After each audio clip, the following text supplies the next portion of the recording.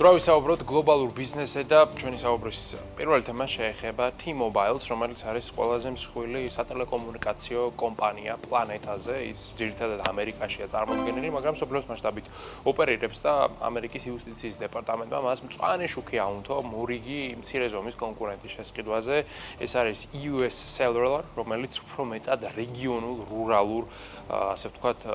გეოგრაფიულ ობიექტებზე არის განვითარებული, რადგანაც ამერიკა მიუხედავად იმისა, რომ ეს სახელმწიფოა მთლად კარგად დაფარული 5G ინტერნეტით არ არის, რადგანაც ამერიკა კოლოსალური მოცულობის ქვეყანაა, სადაც ბევრი უდაბნოა, ბევრი მეჩხერა დაუსახლებელი ადგილია, იქ რა თქმა უნდა ანძების მოწყობა და ინტერნეტის გაყვანა არის ძალიან ძვირადღირებული და რთული პროცესი, რასაც ერიდებიან როგორც წესი T-Mobile, AT&T და Verizon და მათ ურჩევნიათ, რომ პირდაპირ იყიდონ რეგიონული ოპერატორები, რომლებიც ზუსტად ამ საქმეს აკეთებენ და ასეთი რეგიონული ოპერატორი არის ეს კომპანია, რომელშიც T-Mobile გადაიხდის 4.4 მილიარდ დოლარს. ეს გარიგება საკმაოდ დიდია საქართველოს მასშტაბებით, მაგრამ T-Mobile-ისათვის რეალურად ძალიან მცირე თანხაზე გვაქვს აქ საუბარი, რადგანაც კომპანიის კაპიტალიზაცია არის 259 მილიარდი დოლარი და ამ შესყიდვით ის კიდევ უფრო მეტად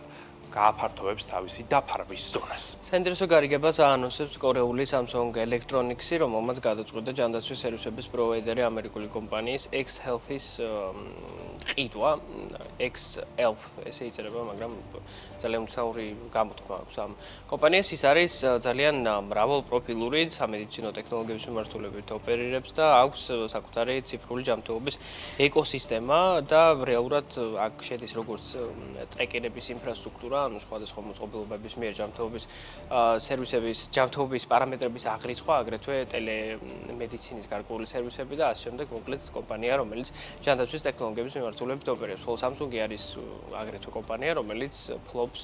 ძალიან ბევრ მოწყობილობას, რომელიც ჯანდაცვის მიმართულებით არის ძალიან მნიშვნელოვანი, მათ შორის ტრეკერები, ჭკვიანი საათები, ბეჭდები და ასე შემდეგ და ზოგადად დროსთან ერთად მოთხოვნა ასეთ ტიპის პროდუქტებზე იზრდება და მათ შორის ძალიან მნიშვნელოვანია, რომ ეფექტიანობა და სიზუსტე იყოს გაზრდილი და ცხადია Samsung-ს თავის წილ როგორც კომპანიას ესეთ know-how არ აქვს და ამიტომაც იძულებულია რომ იყიდოს ასეთ ტიპის კომპანიები და ეს გარიგება ამ მაჩვენებლის ერთ-ერთი, მაგრამ ნამდვილად არა ერთადერთი მაგალითია. კიდევ ერთი საინტერესო სიახლე გვაქვს უკავშირდება უკრაინას, სადაც ამოქმედება ძალიან მარე Starlink-ის მობილური ინტერნეტი და არც უბრალოდ სატელიტური ინტერნეტი. მობილური ინტერნეტი იმას ნიშნავს, რომ რეალურად სატელიტი ინტერნეტს მიაწვდის პირდაპირ მობილურ ტელეფონს და არც მიმღებ მოწყობილობას, რომელიც შემდეგ Wi-Fi-ით მიაწვდის ტელეფონს. ეს არსებითად ცვლის ვითარებას და რეალურად უკრაინა პირველი ევროპაში ბაზირებული ქვეყანა გახდება, რომელსაც მსგავსი ფუნქციონალი ექნება. ასეთი რამ მხოლოდ და მხოლოდ ამერიკაში არსებობს და იქაც ექსკლუზივი აქვს T-Mobile-ს, მეტი ვერავინ ამ სერვისის ჯერჯერობით ვერ სარგებლობს, მაგრამ ეს სერვისი სავარაუდოდ კიდევ უფრო მეტად განვითარდება მსოფლიოს მასშტაბით, რადგანაც ყველა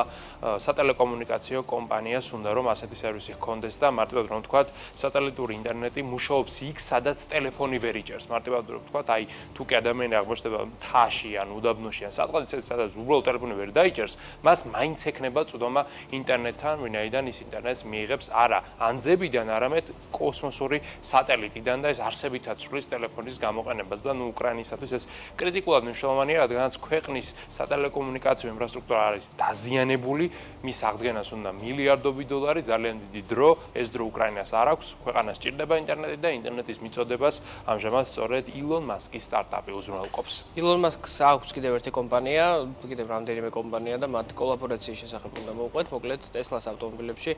Grok-ი ჩაშენდება, Grok-ი ხელოვნური ინტელექტია, ChatGPT-ის მსგავსი, რომელსაც ფლობს XAI Holdings-ი, ეს არის კომპანია, რომელიც ფლობს სოციალურ ქსელ X და აგრეთვე ფლობს XAI-ს, რომელიც არის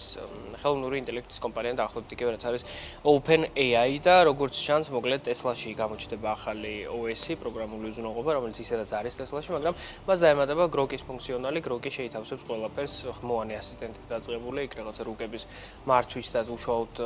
ინფოთეინმენტის სისტემის მართვის მიმართულებით, რაც ნიშნავს, რომ კიდევ ერთი კონკურენტი გამოუჩნდა ინფოთეინმენტის სისტემის წარმოებულ კომპანიებს, ზირთადად ის კომპანიები არიან, რომლებიც ავტომობილებს აწარმოებენ, მაგრამ ამ შემთხვევაში მათ ნამდვილად ჭეშმარიტი კონკურენტი ყავთ, რადგან ეს ტექნოლოგიური